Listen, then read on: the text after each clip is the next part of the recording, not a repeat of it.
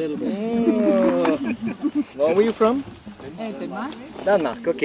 Welcome. Et vous, vous êtes d'où? Ah là là là là là là, au secours. De Lyon. De Lyon, des Lyonnais. Où est-ce que vous êtes? Yvelines, de Versailles. Des châteaux de Versailles, d'accord. Et vous? Ah, j'ai pas... Ouais, ça se voit. Ça y est, tout le monde est bien installé. Bonjour à tous, je me présente. Je m'appelle Stéphane. Bienvenue à bord de ce semi-rigide de 12 mètres de long avec 650 chevaux. Jusque-là, c'est compris. You understand? No? Okay. On va mettre aujourd'hui, on va naviguer pendant 2 heures. On va mettre 20 minutes pour aller jusqu'à Étretat. On va naviguer entre 45 et 55 km/h sur l'eau. Vous allez voir, c'est relativement dynamique et aérien. Mais si vous trouvez que le bateau saute un peu trop, d'accord, je vous invite à tenir la barre en inox qui est devant vous. Et à l'aide de vos jambes, en tenant la barre, de légèrement vous alléger, de manière à vous alléger les fesses. C'est très important, d'accord? Parce que si vous ne le faites pas, à un moment donné, ça va tellement cogner que vous allez avoir mal en bas du dos. Ok? Voilà, donc ça c'est vraiment hyper important de tenir cette position-là, en tout cas, même si vous trouvez que ça bouge. Vous verrez, je préfère exagérer, en dire plus que ce qui va se produire, mais au moins, dans la tête, on s'y attend. D'accord? Arrivé à Étretat, je vous raconterai plein d'histoires sur le littoral normand. Je vous raconterai comment on vivait il y a bien longtemps, comment Étretat est aussi connu dans le monde entier. Et puis ensuite, on parlera des falaises, constitution, composition, érosion. Un gros sujet qui vous permettra de mieux comprendre comment cette côte normande est arrivée là. Pour devant, je vous donnerai peut-être une petite traduction. Give for you the translation, for English translation. Hein? For the viewpoint, for the coast, the cliff, beach, etc. And for the name, for the rock. Ok. Vous avez sur vos épaules un gilet de sauvetage, il est entièrement automatique. Il n'y a rien besoin de faire, juste besoin par contre d'identifier sur la droite de votre gilet la languette jaune. C'est le déclenchement manuel du gilet. Have you seen the life jacket? Automatically life jacket. Just we're going to the water. Okay, it's not good for you, not chance. And you're pushing down for the yellow thing for the right for life jacket.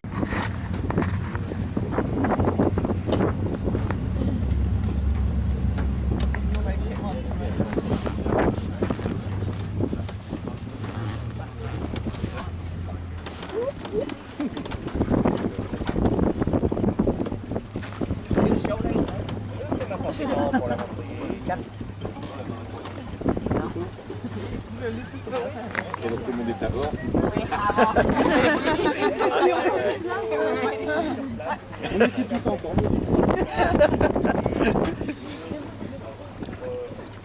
Thierry.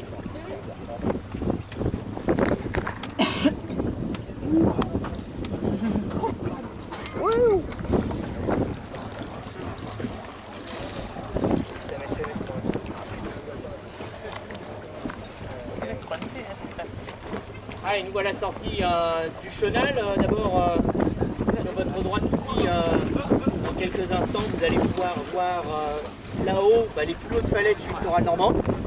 Ces falaises ici mesurent 119 mètres de haut. Vous ne trouverez pas plus haut sur la côte. Hein. C'est ici qu'elles sont les plus hautes. En allant sur Étretat, vous verrez, les falaises oscillent sur la côte entre 70 et 90 mètres de haut, qui sont en fait la valeur moyenne de ces falaises sur la côte. Là-haut, on a un sémaphore fréquent qui est là-haut. Il est en charge du trafic maritime et de la coordination du sauvetage en mer. Là-haut, c'est la Marine nationale qui gère ça. Et voilà, donc pour cette chapelle. Et à côté, à droite, vous avez cette chapelle qui est Notre-Dame du Salut. Cette chapelle de Notre-Dame du Salut, c'est une chapelle qui a vu le jour ici au XVIIe. Longtemps, ici, on faisait du pèlerinage et on priait pour les hommes qui vivaient ici de la pêche côtière. Parce que ici, effectivement, c'est quand même un port institutionnel en matière de pêche. Sachez qu'ici, ce port, il a été asséché parce qu'avant c'était un marécage. Et ça a été autour de 1780. Cet assèchement, eh bien, à la suite de cet assèchement, on a mis en place ces digues, c'est parti en briques et en pierre, et notamment on a construit ces parties en bois que l'on appelle ici des estacades. Et ces estacades vont longtemps servir de chemin de halage, puisqu'en effet c'est à l'aide de cordes que l'on tirait les bateaux pour les rentrer et les sortir du port. Voilà comment ici on va longtemps commercer du bois, du sable, de l'épice, du vin, de l'engrais et des cailloux. Et aujourd'hui on continue un petit peu, mais plutôt du bois, de l'engrais et du sable et rien de plus en général. On a une particularité à Fécamp, c'est que ce port de Fécamp va devenir numéro 1 des ports morutiers et haranguiers de France en 1970. À partir de là, les grands navires de pêche partiront au large de Terre-Neuve pour pêcher la morue et le hareng. Et ici, pendant 15 ans, on vivra dans l'opulence de ces campagnes de pêche. C'est à ce moment-là ici qu'à Fécamp, l'argent va couler à flot. La ville va devenir assez riche. C'est sur votre droite que l'on construira d'ailleurs ces maisons sur les côtes de la Vierge. C'est comme ça qu'on appelle ici cette partie de falaise. Malheureusement, un moratoire du Canada va y mettre un terme en 1985 et les grandes campagnes de pêche vont disparaître. Et aujourd'hui, eh bien, on n'a plus que quelques ligneurs et coquillards et puis on a quelques bateaux de commerce qui viennent ici de temps en temps. Alors cette ville, elle a muté. Et elle a muté parce que ici, on accueille de plus en plus de visiteurs.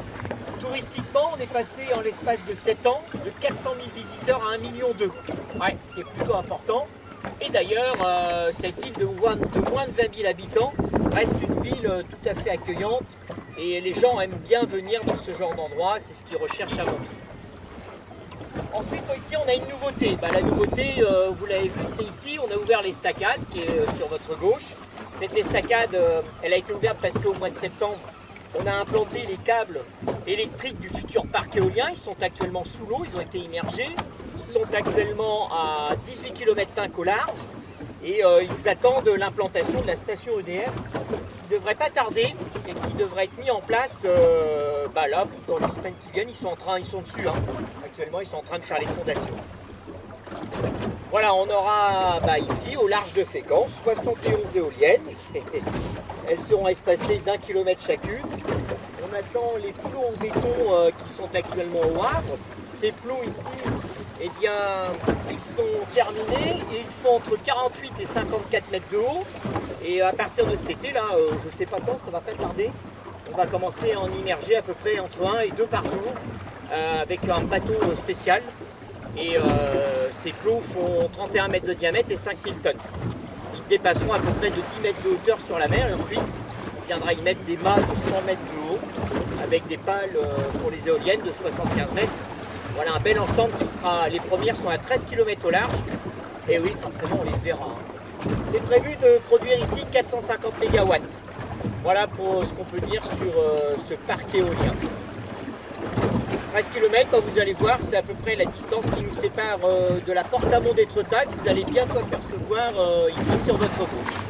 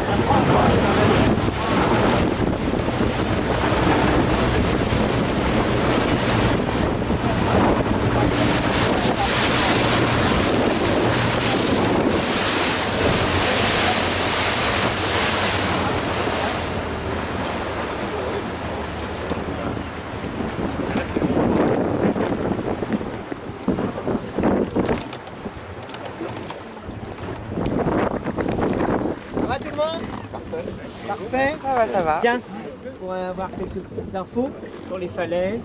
Et ici, c'est là à droite. Ok? Bon, vous voilà être ça va tout le monde? Pas mal, hein? Ouais. Alors, ce petit village d'Étretat, figurez-vous qu'ici, tout a commencé comme bien dans beaucoup d'endroits sur la côte normande. C'était en 57 avant Jésus-Christ. À l'époque, figurez-vous que c'était les Romains qui habitaient ici sur nos côtes normandes. Ces Romains faisaient beaucoup de croisades sur le nord de l'Europe à la conquête de nouveaux territoires. Et ils étaient implantés un petit peu partout, mais plutôt sur les hauteurs de falaises. Pourquoi? Parce qu'ici, en plein cœur de village, à l'époque, c'était des marécages.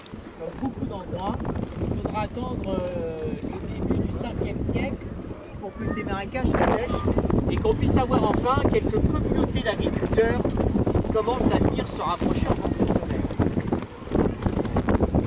Très vite, on va découvrir que les côtes de la Manche sont très riches, même encore aujourd'hui. Il faut savoir que c'est une des eaux les plus poissonneuses d'Europe. On y compte d'ailleurs pas moins de 55 espèces de poissons qui vont dans cette mer. Ici, les pêcheurs pêcheront et vous mangerez principalement du bar, du lieu, du chien de mer, du congre, de la sole, de la roussette, de l'aliment, du merlan, du merlu, du cabillaud, de la lotte, de l'arrêt, du turbo, de la dorade, du maquereau, du hareng, du flétan, du congre et du lieu jaune. On a aussi, vous avez peut-être remarqué sur le plan d'eau de ce lieu-là, on est passé à côté de petits quais avec des drapeaux jadis. À l'époque, on immergeait à une dizaine de mètres de profondeur des casiers, des nasses en osier, avec un système d'entonnoir où on mettait soit des têtes de poisson ou des bulots, et ça va permettre comme ça de pêcher ici l'araignée, le tourteau et le marc-bleuté.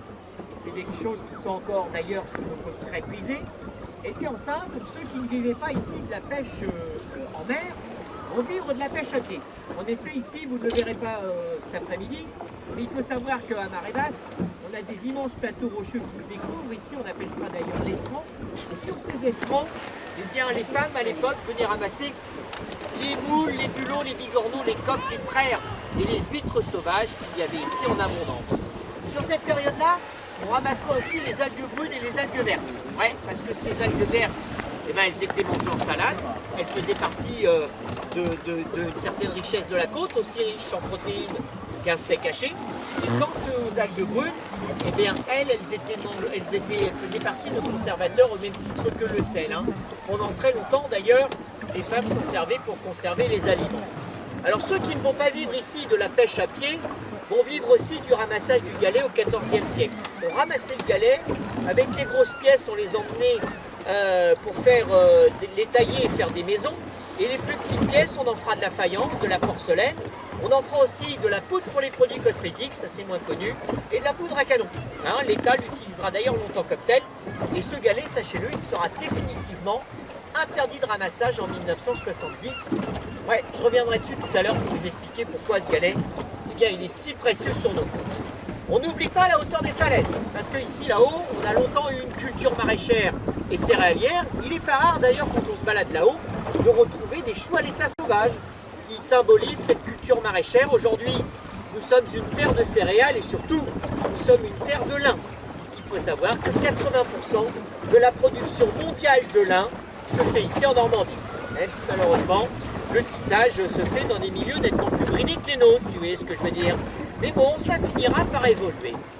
Alors, Étretat est un village qui va évoluer plus vite que les autres. Pourquoi? Bien parce qu'en 1775, ici on avait un marquis qui s'appelait le marquis de Belver, et il va faire la rencontre de la reine Marie-Antoinette. Marie-Antoinette était une femme connue pour aimer la vie au sens large du terme, si vous voyez ce que je veux dire.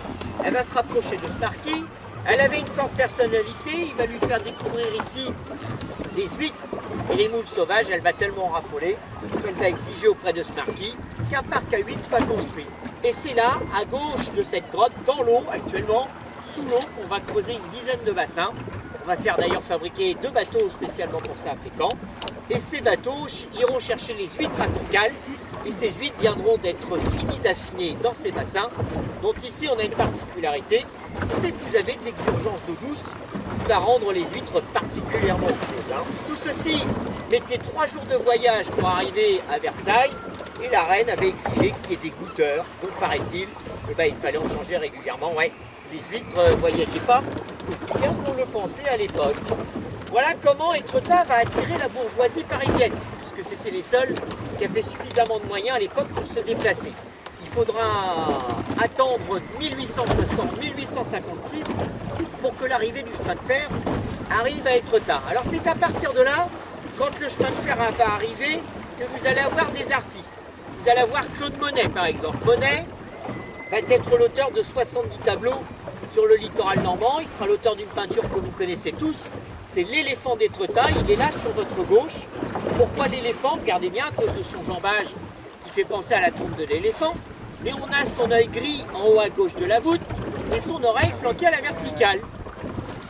Courbet, Boudin, Gasset et bien d'autres peintres viendront sur le littoral. Alors aussi, on avait des artistes à l'époque.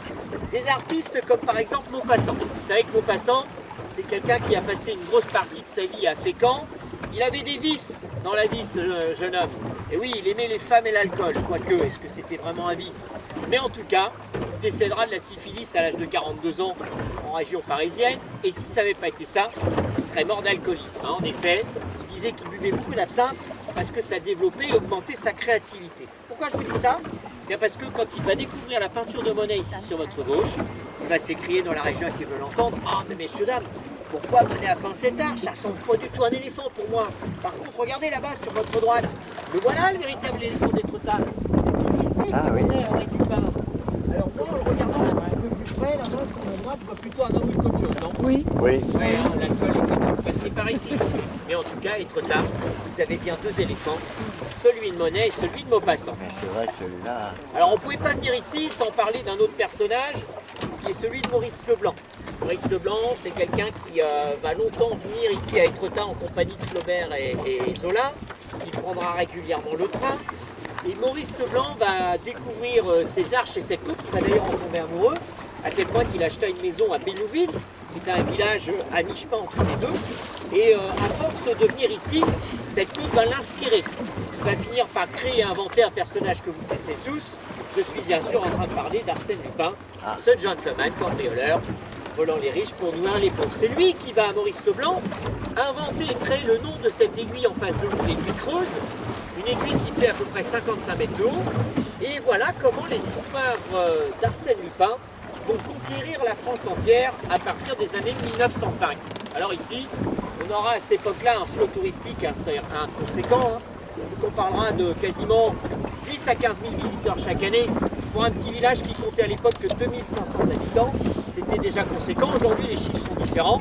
On a 1250 habitants à l'année à Étretat, mais par contre, on accueille en moyenne 2,2 millions de gens qui viennent ici sur nos côtes. Pour information, sachez que c'est la 3e destination les plus fréquentées des côtes de la Manche. La première étant Honfleur, avec 5 millions de visiteurs, et la deuxième, le Mont-Saint-Michel, avec 2 700 000 visiteurs chaque année. Voilà pour ces infos. Alors au-dessus de votre tête ici, vous avez une hauteur de falaise d'à peu près 90 mètres. Vous avez l'arche de la porte aval sur votre droite, elle fait 50 mètres de haut par 15 mètres de large. Et dans quelques instants, vous allez avoir ici l'aiguille creuse qui va s'imbriquer dans l'arche d'une manière un peu artistique. Observez les lieux. Eh oui.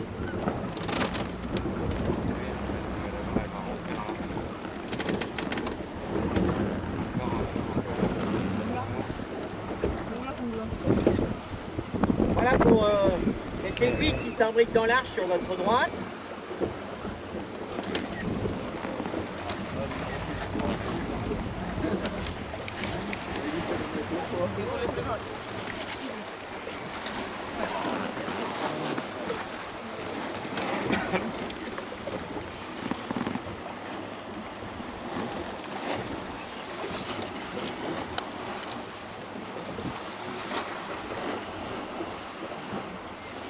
Voilà pour cette partie-là, on va y revenir dans quelques instants. Pour l'instant, on va aller devant à la grotte.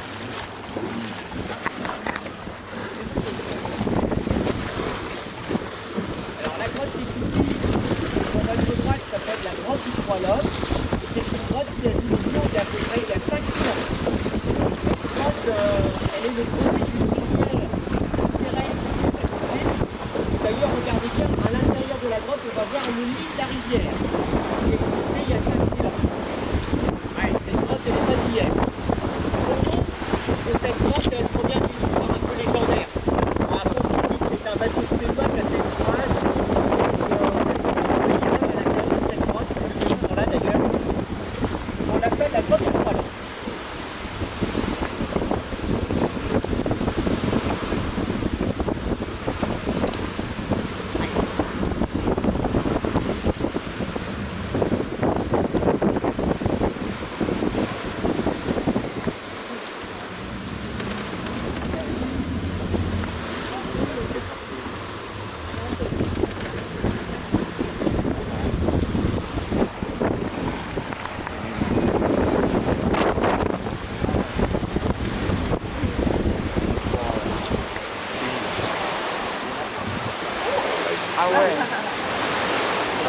Nous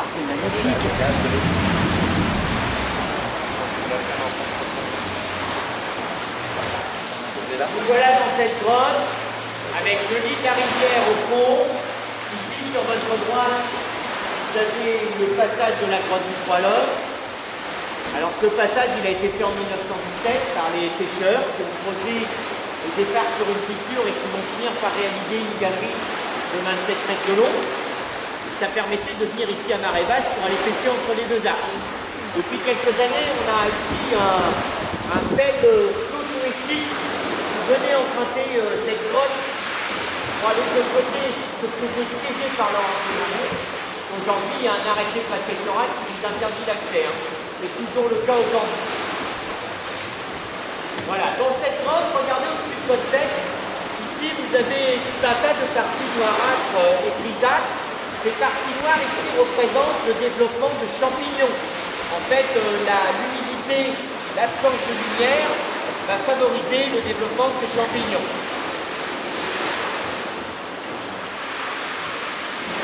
Quant à ces parties verdâtres, alors toutes les parties vertes ici au pied des falaises, ça représente des microalgues. Et en fait, ces microalgues, avec la lumière du soleil, là se crée une photosynthèse et donc une coloration en vert. Voilà pourquoi vous avez cette coloration par noir, mais voilà aussi pourquoi les eaux de la Manche sont de couleur verte à cause de ces microalgues que l'on a ici en permanence.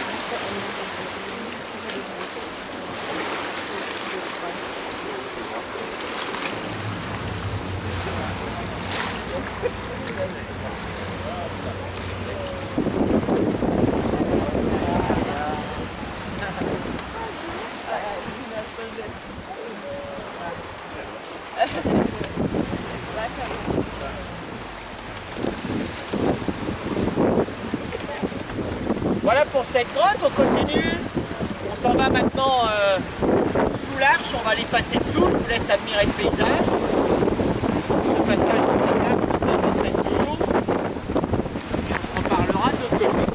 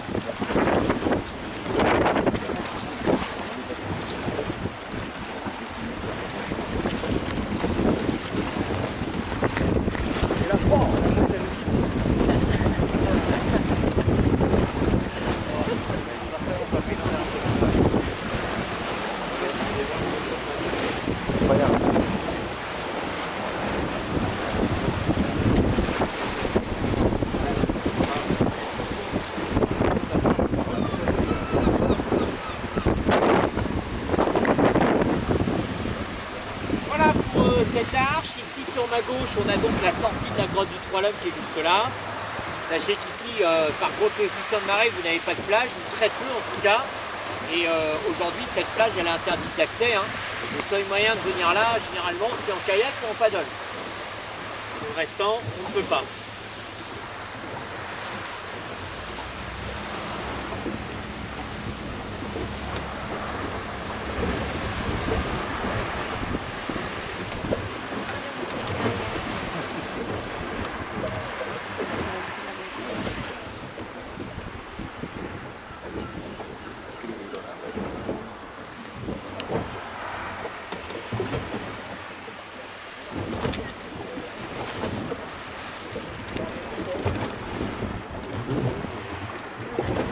Je suis positionné sur votre droite, vous allez pouvoir voir dans quelques instants dans l'arche la chapelle de la chapelle ici, c'est une chapelle qui a vu les jours ici en 1854. C'est une chapelle qui, on raconte que les pierres de l'édifice ont été montées sur le dos des hommes en une décennie. Et ensuite, c'est les femmes qui l'ont occupée jour et nuit, cette chapelle. Elle sera donc éclairée jour et nuit, puisqu'elle fera longtemps office de phare. C'est comme ça que les marins pouvaient rentrer facilement à Étretat. Ensuite, pendant la Seconde Guerre mondiale, c'est les Allemands qui l'ont occupée. Les Allemands ici vont en faire un observatoire. Et à l'époque, sur la côte, il y avait un général qui s'appelait Rommel. Et ce général Rommel s'est mis à penser qu'on débarquerait ici à Étretat. Donc il a fait un de dynamiter cette chapelle. Elle en sera détruite à 40 pour qu'elle soit reconstruite à l'identique.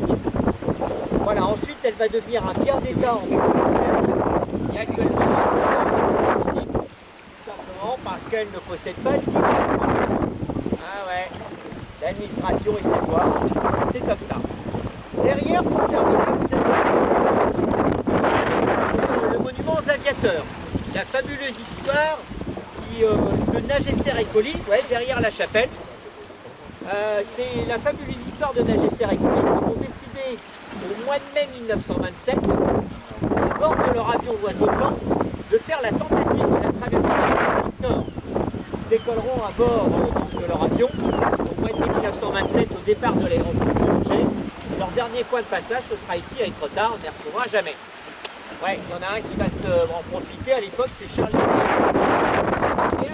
fera la traversée, lui dans l'autre sens, et il fera le New York-Paris en 33 heures et 25 minutes. Un exploit à l'époque, une formalité aussi. Alors pour ne pas oublier Nagesser et Colli, on va construire ce monument qui est là-haut. Et ce monument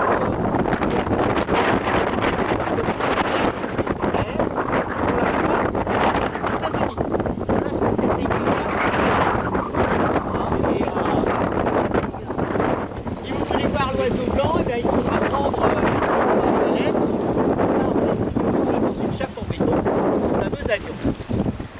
Tout un programme. Allez, on continue. On va se diriger maintenant vers cette autre arche, qui est finalement la plus grande arche d'Étretat, puisque cette arche là-bas fait 60 mètres de haut par 45 mètres de large. Figurez-vous que si elle s'appelle la Main Porte, ben c'est parce que c'est les Anglais au XIVe siècle qui sont venus ici faire quelques commerces maritimes sur nos côtes, et ils avaient surnommé cette arche la Main Porte, qui veut dire grande ouverture, et ce nom est resté. C'est pour ça qu'aujourd'hui on l'appelle toujours ainsi. On a à peu près ici 95 mètres de falaise, et vous allez voir derrière l'arche, cela redescend à 70 mètres.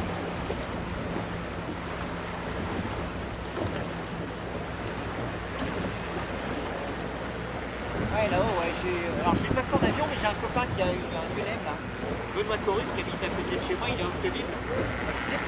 Ben, il fait du ULM, il a une société qui s'appelle C'est de l'enfant. Ouais, j'ai vu. Ouais, voilà, ça. Et ouais, oh, c'est beau.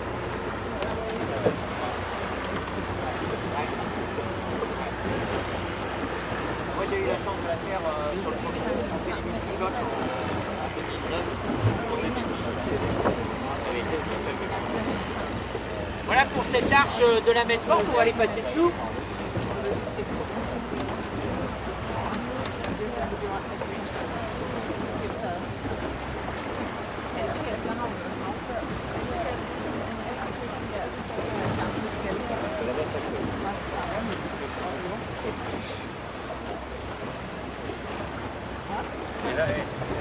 Ça chauffe, hein?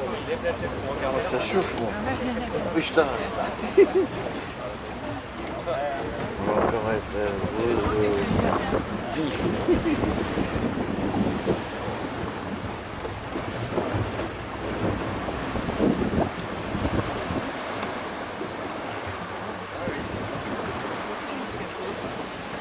La pierre elle est grise comme ça avec cette tête.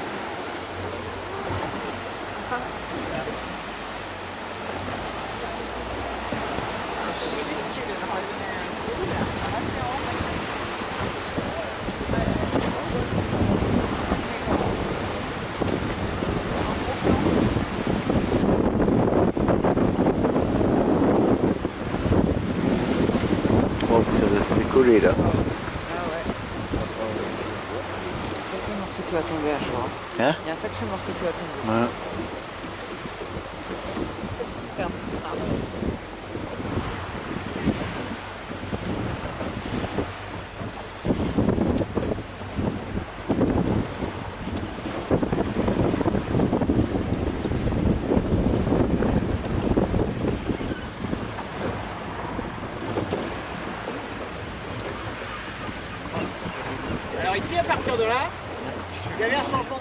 et ça se situe au pied des falaises. Ici, au pied des falaises, regardez bien, vous avez tout un tas de lignes marron et vertes qui symbolisent ici l'écoulement d'eau de source qui émerge en permanence de la falaise. Vous avez un petit filet d'eau ici, qu'on appelle ici la pisseuse de Valenne, qui est reliée avec une autre chute d'eau que vous allez voir un peu plus loin devant vous.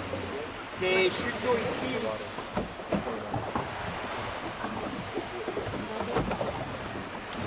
ici eh bien, elles sont alimentées par une rivière souterraine qui provient d'un petit village qui s'appelle Cricbeuf-en-Seine et qui se trouve à 27 km de là à l'intérieur des terres, le long de la Seine. L'eau va donc serpenter dans un tunnel d'1 mètre de diamètre.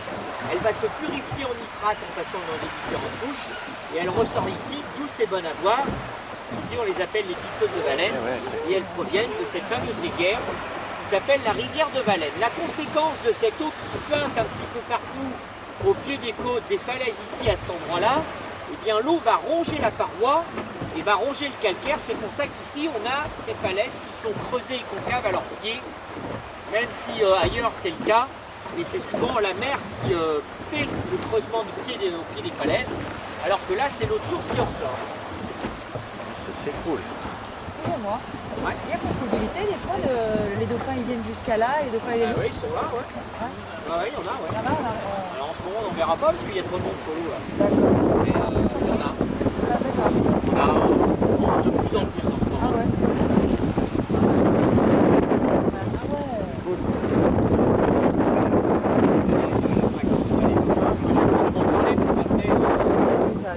J'ai un copain qui fait ça en Bretagne et les gens ils pensent qu'à ça. Ouais. Non, parce qu'hier, il m'a semblé voir une autre. Il y en a ici, on en voit d'avril jusqu'à juin, on va en voir à peu près une fois la semaine. Voilà, c'est la moyenne.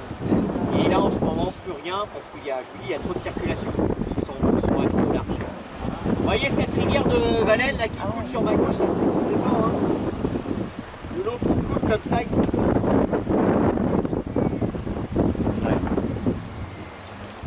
Voilà, et puis si vous n'avez pas eu assez, ici sur ma droite, vous allez avoir les arches alignées avec les creux. Ah ouais. Une autre partie tout à fait exceptionnelle. Vous pouvez voir à quel point les gens sont au bord de la falaise là-haut. Ouais.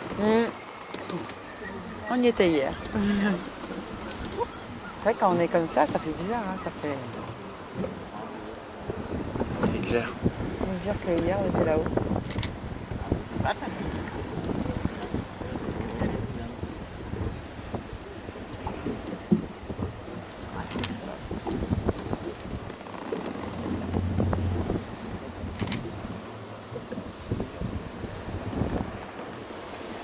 Voilà pour cette magnifique vue.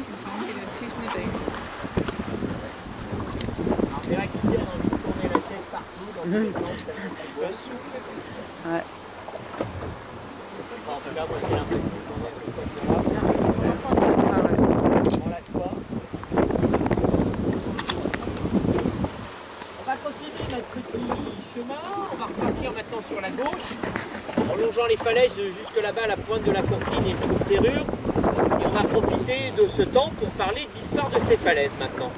Alors on va en parler en plusieurs étapes. On va parler de l'étape de la constitution de ces falaises qui va se situer entre 80 et 160 millions d'années en arrière, à l'époque des dinosaures sur la Terre, où ici, il n'y en avait pas, parce qu'à l'époque, vous aviez 300 mètres d'eau au-dessus de votre tête.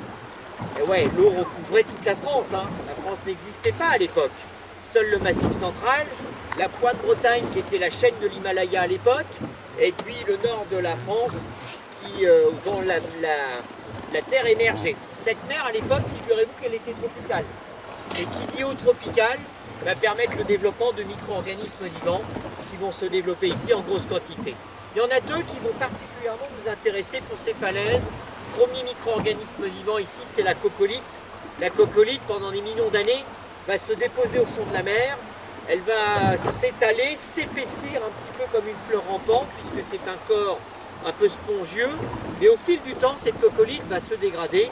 Et en se dégradant, elle se calcifiera. Voilà comment les premières couches de calcaire vont naître au fond de la mer pendant des millions d'années. Ensuite, vous allez avoir la dégradation des coquillages et des crustacés qui vont former de la sédimentation. Et cette sédimentation va venir boucher. Je vais montrer celle-là. Tu me tiens? Ça te tient bien, hein? Oui, oui. Ah, cool.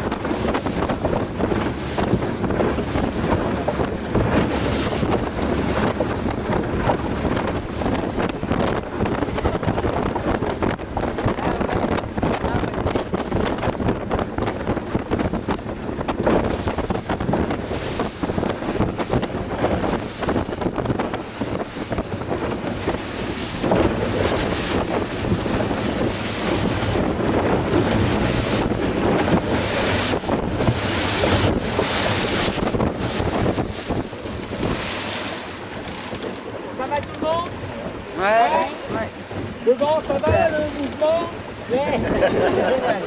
C'était un peu de sport, c'est bien. Alors ici, vous avez la porte amont d'Étretat, avec là-bas sur votre droite, vous avez vu, il y a deux trous avec une échelle. Ici, ça vous emmène dans un tunnel de 47 mètres de long qui traverse entièrement la falaise. Et ça provient d'une rivière souterraine, ici qui a séché avec le temps. Et aujourd'hui, les gens passent pas mal par cet endroit-là. Bon les amis, vous en êtes là. Ici, on a détaillé des marques là-haut qui va permettre de descendre de l'autre côté. Et puis, ça a été fait des pas de pêche. Maintenant, on va se trouver tout ce qui est mieux.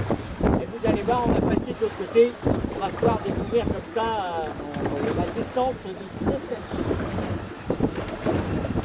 Et il venait de ce côté par ce petite échelle. Et il venait de ce côté, les gens, avec la petite échelle, ils viennent. Tu vois? En fait, il y a un trou. De ce côté, il y a une échelle. Ah, ok.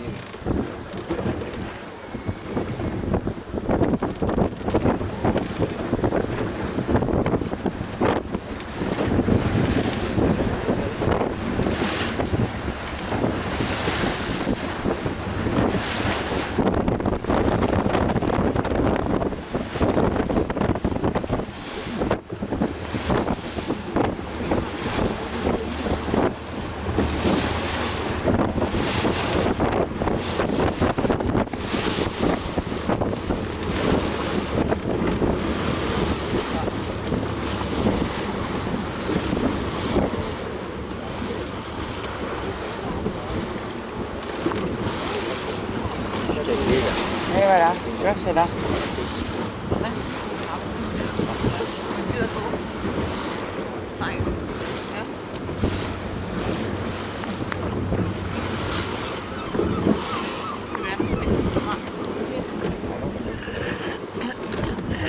Voilà pour cette partie-là, nos falaises, avec la descente des escaliers ici, et notre mammouth, notre lac, on verra ici un peu plus loin.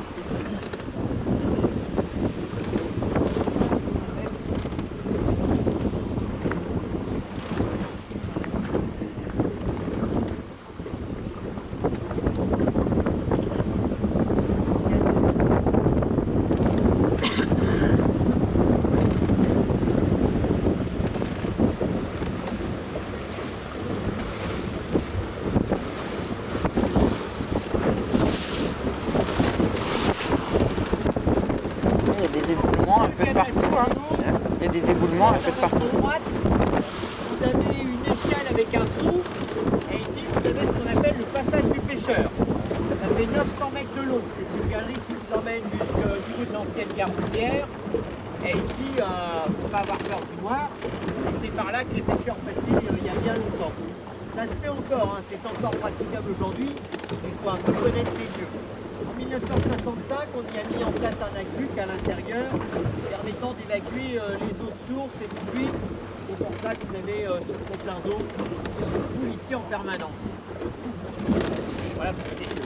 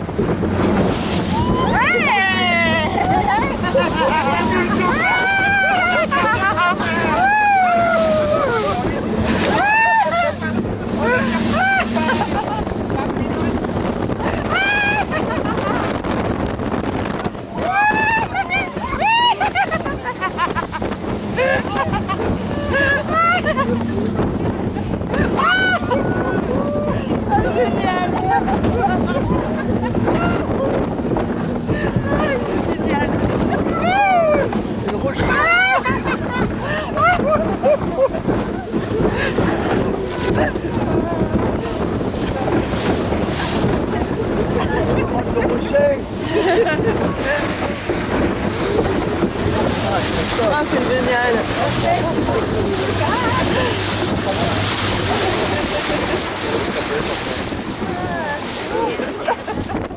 Vous y attendez pas, Ah, génial. ça s'appelle un donut. Alors je me suis arrêté là parce que je voulais vous présenter ce rocher. Il s'appelle Roquebaudieu. Roquebaudieu, c'est un rocher de 29 mètres de haut. Vous aviez aussi ici la continuité de ces falaises et de cette rivière souterraine. Et ici, vous avez deux espèces protégées qui cohabitent sur ce rocher. La première, c'est le cormoran marin que vous avez là. Ce cormoran marin, c'est un oiseau qui vit en moyenne entre 10 et 15 ans. Un oiseau et qui est capable de s'ingurgiter le tiers du poids de son corps en nourriture par jour. Ouais. Cet oiseau est un redoutable plongeur. Hein. On dit qu'il est capable de nager plus de 50 mètres sous l'eau sans respirer pendant 1 minute et on le surnomme l'oiseau poisson. Il a besoin d'une régulation thermique très importante de par ses plongées. Alors on pourrait résumer sa vie ainsi. Lui il plonge, lui il a faim, lui il a faim, lui il plonge. Ah ouais. Il sert qu'à ça, il fait que ça. Ensuite, vous allez le retrouver les ailes ouvertes sur les rochers afin de, comme ça, faciliter à la fois sa digestion mais aussi la rétréchification de son plumage, qui n'est pas étanche à l'eau. Voilà pour le cormoran marin. Ensuite, là-haut, vous avez une aigrette blanche à long cou qui est toute seule. Et sur la droite, tout là-haut, vous avez deux goélands argentés avec un bébé qui est légèrement en bas, qui est en train de monter un peu là, vous le voyez? Oui. Alors ce bébé goéland argenté ne s'est pas volé. Hein. Il sera volé d'ici quelques semaines. Et c'est un oiseau ici qui qui est marron avec des points noirs. D'ailleurs, je me demande s'il n'a pas un premier tel, cet oiseau. Ouais. Oui, voilà, il est qui est à moitié pendouillante. Si c'est le cas, bah, il ne sera jamais volé et puis il est voué à la mort. Alors le goéland argenté, c'est un oiseau qui fait 1,2 kg de poids moyen, qui vit 20 à 25 ans sur nos côtes, qui fait 1 à 2 petits par saison. Et le petit, pour se nourrir, va se nourrir ici par régurgitation. En clair, quand le petit a faim, il viendra taper sur le bec jaune de sa mère, sur la tache rouge précisément. Et une fois qu'il aura réussi à taper la tache rouge, ça fera régurgiter maman. C'est comme ça qu'ils se nourrissent. Hein.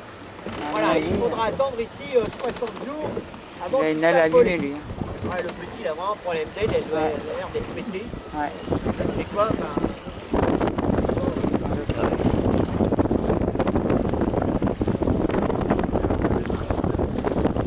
à mon avis, elle a une aile cassée.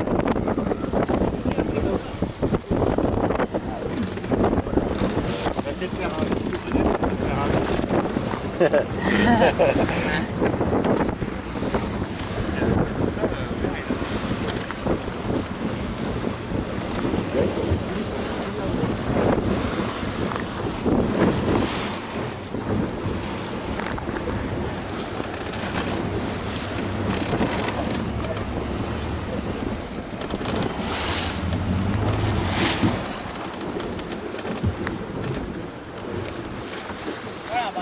là vous en avez plein aussi, hein, des goélands argentés avec leurs petits. Alors pour terminer, quand le petit va savoir voler, c'est-à-dire maintenant pour les premiers d'ici quelques jours, eh bien maman va les emmener sur les plateaux rocheux pour leur montrer comment on casse les coquilles et qu'on mange l'intérieur et ensuite directement derrière les bateaux des pêcheurs. Et enfin, très vite, elle dira tiens viens, il y a des gens avec des crêpes, des glaces et des gaufres. Et là tu vois, c'est facile de leur piquer. Là, il se passe le mot, t'as vu? Tu t'es fait piquer quelque chose toi? À toi? L'acheter la sienne. Ah bah là, alors ouais. Et en plus c'est un oiseau très agressif en ce moment. Hein. Faut le savoir, donc du coup il protège ses petits. Et du coup je peux vous dire qu'il est à l'affût de tout. Ah, il n'y a pas intérêt à laisser une glace ou un truc comme ça traîner. Je peux vous dire que c'est piqué en 2-3 mouvements. Voilà pour ces deux espèces protégées qui sont sur nos côtes normandes. Avec, on a vu les grettes à long cou tout à l'heure, hein, mais sauf pour ça qu'ils m'ont suivi hier. C'est plutôt sur la période d'été. Tous. Parce que Oui, le On petit, un peu plus loin, on va voir notre rocher maintenant.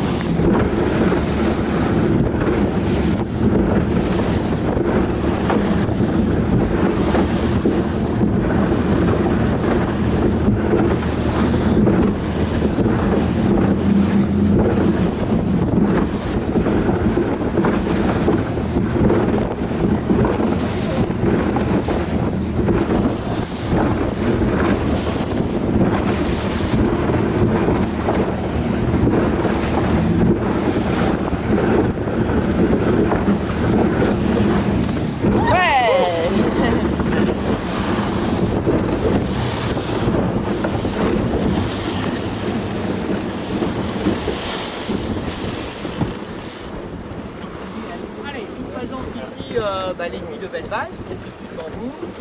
Cette aiguille, elle est emblématique sur la côte parce qu'elle représente clairement la position des falaises telles qu'elles étaient là il y a 2000 ans. C'est plutôt intéressant d'observer à la fois cette aiguille pour s'imaginer à quel point les falaises ont reculé en 2000 ans. Cette aiguille, elle fait 31 mètres de haut, elle repose sur une base rocheuse qui est 2 fois moins large que ce qu'on peut observer ici. À tel point d'ailleurs que quand on la voit à marée basse, elle fait très peur. Le flux et le reflux de la marée a usé sa base comme un trognon de pomme. Donc on pense qu'elle tombera d'ici la fin du siècle. Si vous regardez bien, sur la façade de cette aiguille, on voit des cordes. Des cordes ici qui témoignent d'une mode qui a eu lieu dans les années 80. C'était la mode de l'escalade. Ouais. Et du coup, ici, on a gravi cette aiguille de Belleval. On pensait qu'on allait faire des sites de grimpe ici et ça n'a jamais eu lieu. Donc voilà pourquoi vous avez des cordes dans la façade à cet endroit-là. Alors ce qui est intéressant, c'est de s'imaginer à quel point le trait de côte normand a reculé en 2000 ans par rapport à cette pointe de l'aiguille de Belleval. Vous en faites le tour, vous allez voir qu'elle est plus impressionnante derrière que devant cette aiguille.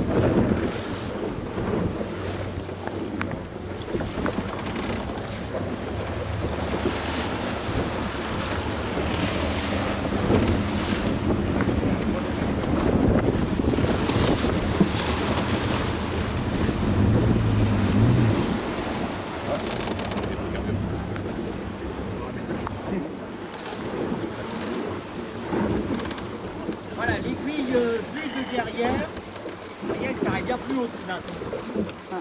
En fait, elle a vraiment 4 facettes complètement différentes.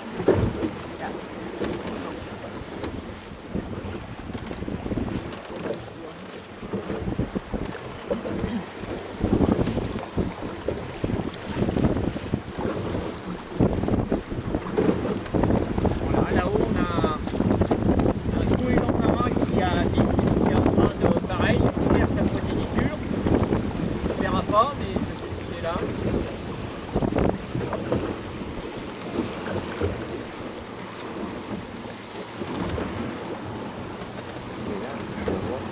Hein? Ouais. Non, parce que ça bouge pas.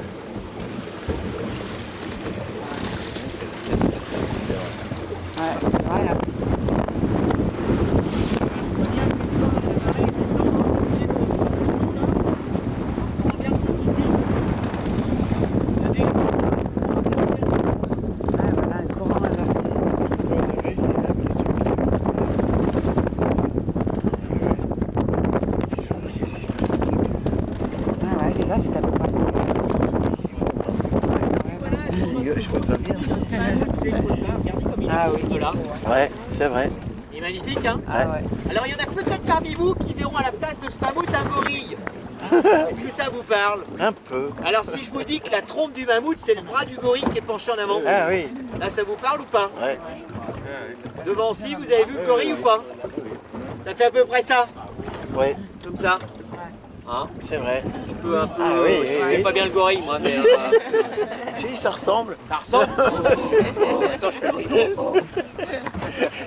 Non, non, mais c'est vrai. C'est vrai. Pour ceux qui voient pas tout ça, la cure d'absinthe s'annonce obligatoire. Ça va aller, on y Tu va. veux pas ça? Ah, tu t'inquiètes, tu ferais pas pour boire de l'absinthe, tu vois. C'est le rhum, c'est le rhum. Oh, non, non, non. Ouais, moi aussi, je suis à fond petit punch. À fond petit punch. Bon, ben voilà. Ça va tout le monde? Allez, on continue. Je vous emmène cette fois-ci à Yport. On va remonter ça en 8 minutes maintenant, tranquillement. On passera devant deux décrochés de falaise là-bas. Le prochain décroché, ça s'appelle Éthique. C'est une petite saignée qui s'est faite à la ferme de l'Artificiel. Et derrière, on avait le village de Vénusier, qui est blanc. Ensuite, on passera devant une plage qui s'appelle Vaucluse-sur-Mer. Vous allez la reconnaître, il n'y a qu'une seule maison en bordure de plage. Et c'est beaucoup de résidences secondaires à Vaucluse. Voilà, il n'y a rien à en dire de plus.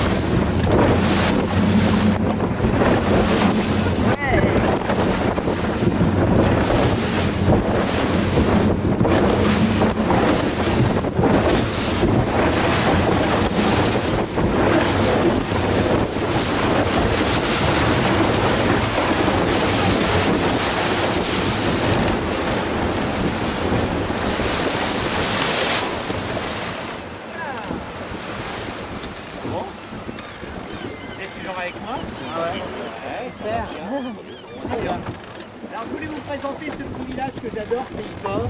C'est un vieux village de pêcheurs qui est né au 2e siècle après Jésus-Christ. Parce qu'ici, on n'avait pas de marécage et donc ils sont s'y implanter très très vite.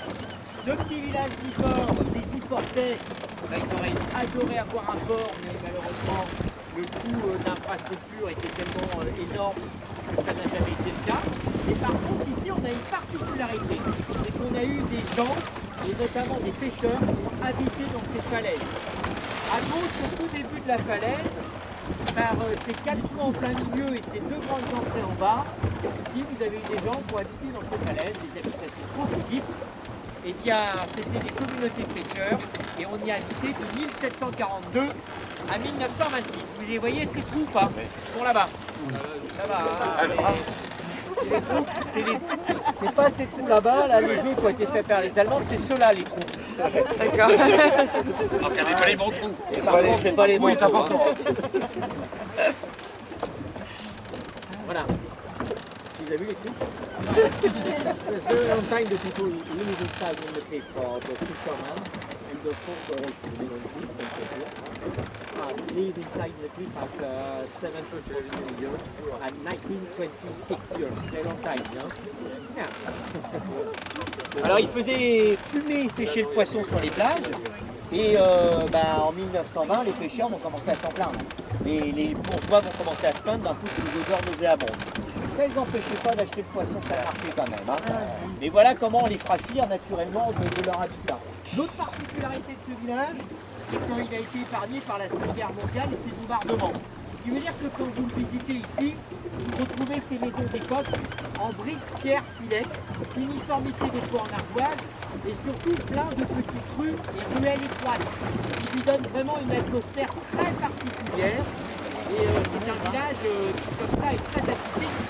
Et d'ailleurs, il y a un magazine qui est venu l'année dernière ici sur la côte, c'est le magazine Géo, et il l'a classé parmi les 10 plus beaux villages de Normandie. Voilà, c'est un village qui compte à peu près 900 habitants à l'année, avec plein de charme. Si vous avez envie de faire un tour pour voir cette atmosphère, allez-y. Et il y a quelques restos sympas. Voilà, c'est ce petit village du port. Ça continue par un peu plus loin. On va raconter une autre histoire d'eau.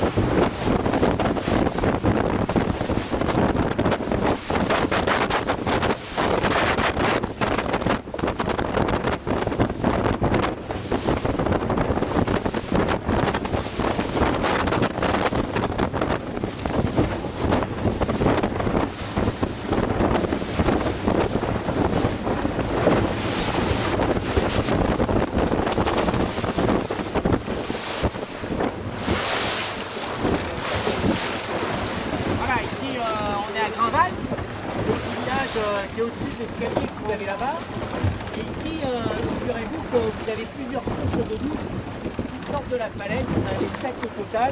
La plus marquée, c'est celle que vous voyez là-bas tout à droite, auquel l'érosion a changé un peu l'équipement de cette source. Les Fécampois, ils appellent cet endroit-là les cascades de Saint-Val. Et leur véritable nom ici, c'est les roches qui pleurent. C'est le nom de ces sources qui prennent naissance à l'intérieur des terres. Ici, je voulais vous raconter l'histoire d'un jeune homme il y a fort longtemps. Ce jeune homme s'appelait Pierre-Arsène Bigot. Il a découvert ici des sources d'eau douce à Grunwald. Il s'aperçoit que dans les falaises, il y a des réservoirs naturels de l'eau qui vient s'accumuler. Pierre-Arsène Bigot, il a cette idée fantastique. Il dit tiens, moi, je vais creuser un trou dans la falaise.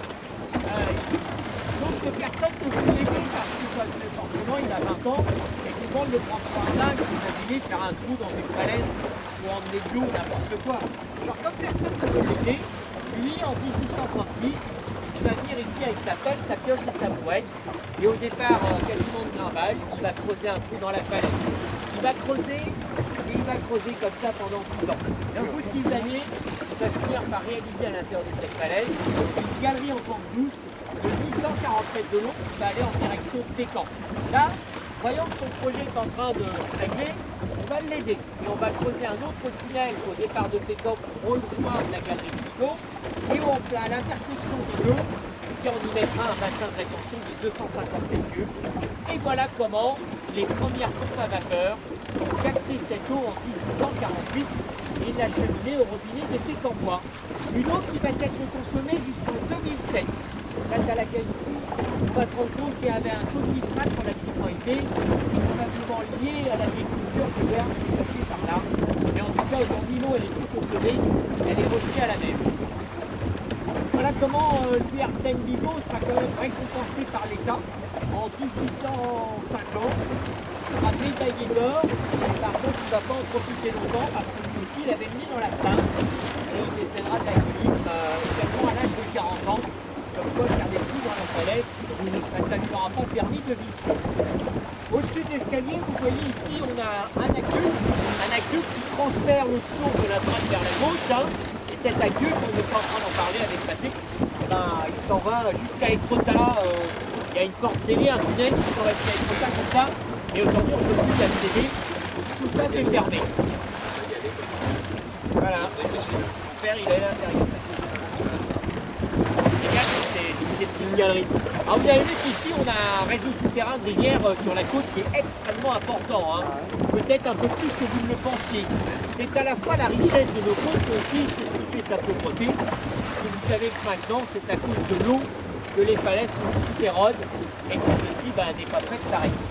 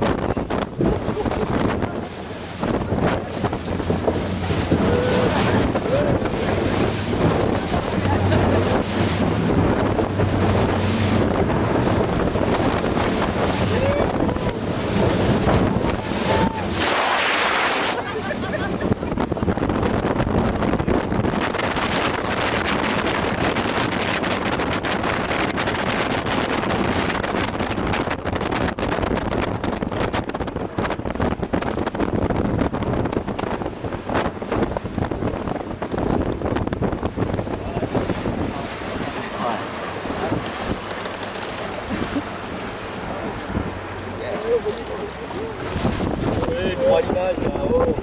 Bon, voilà, nous voilà au port de Fécamp. J'espère que vous avez passé un bon moment en ma compagnie. Vous avez pris un peu de choses, un peu de sensation pour terminer, c'était important.